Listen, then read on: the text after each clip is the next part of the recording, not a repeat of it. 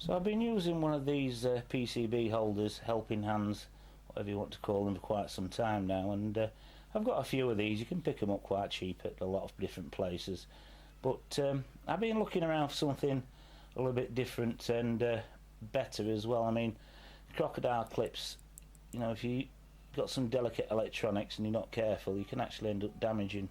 You could probably put a little bit of foam or something in between, but trying to get them at the correct angle as well sometimes is a little bit difficult.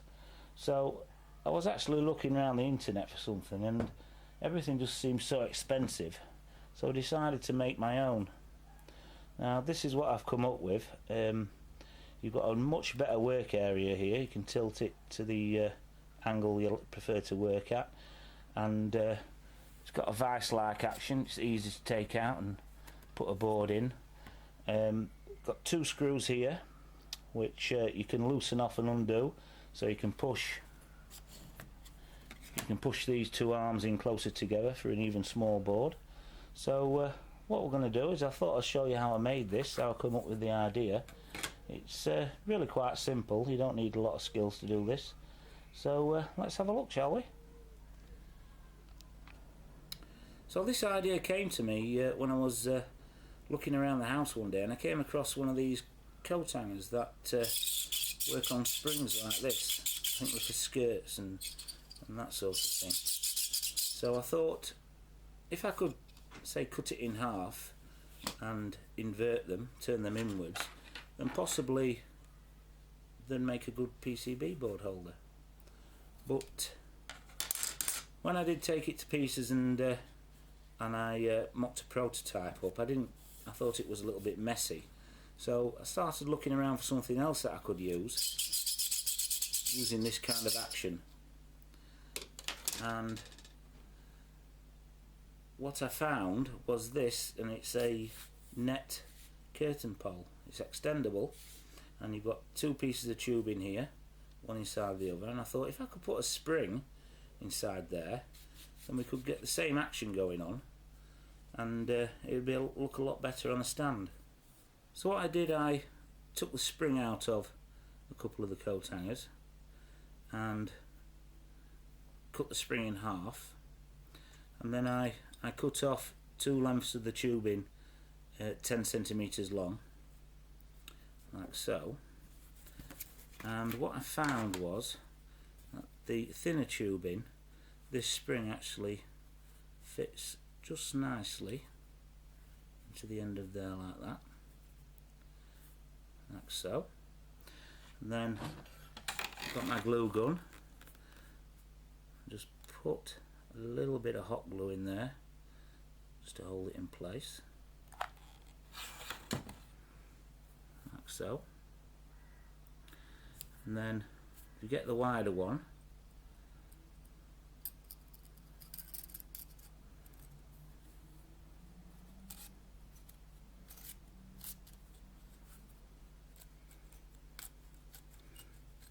push it down just so the spring is appearing at the bottom there, like so. And then again, get your hot glue,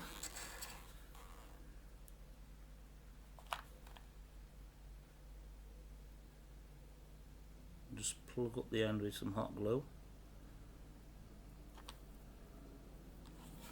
like so. Just let that set. So when your hot glue's dry, in the end there, you find that it does a really good job of holding it in place, and you get that action then with the spring.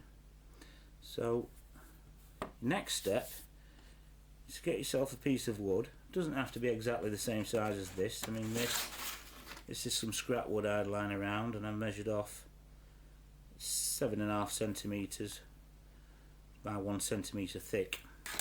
But what you do want to do is drill yourself an 8mm hole in the centre there for this to go in, and also you want to cut yourself a groove.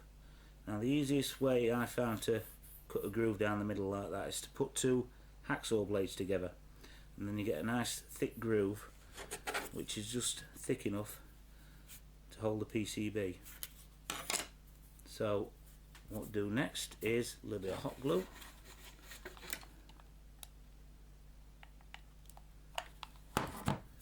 And put the end in there like so. So next bit is to actually construct the base and the frame itself, and what I've done, I've put a couple of PDFs together, and this is a PDF of the actual base part, which is just using some wood 3 centimeters by 1.5 centimeters. Doesn't have to be exactly that. 24 centimeters long and 2 pieces at 12 centimeters for the sides to actually hold it flat like that. So here's the second PDF. It's showing the top part of the frame itself, which is this part here, and it's just one piece of wood along like that, 24 centimeters, 2 pieces of wood for the sides, 10 centimeters each. But what you are going to have to do is drill a hole in the side, this one here, and I used a 10 centimeter drill so it can take the thicker tubing going through like so. Okay, and I would drill that before you put it together. It makes it a lot easier. So then you're going to have to construct it and put it all together. Now I've just fastened mine up by using some screws and some glue for the sides. I haven't done any joints.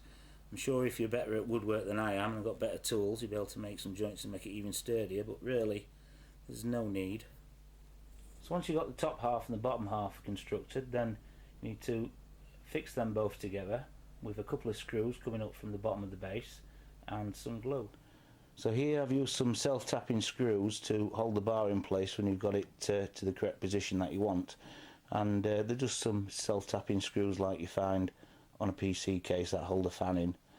And also make sure you drill a pilot hole first, because if you don't, you could end up splitting the wood. So here it is, all finished and painted, and I also made a slightly smaller one as well by just halving the measurements of the base. And I hope you enjoyed this build, and if you did, please give it a big thumbs up, and I'll see you next time.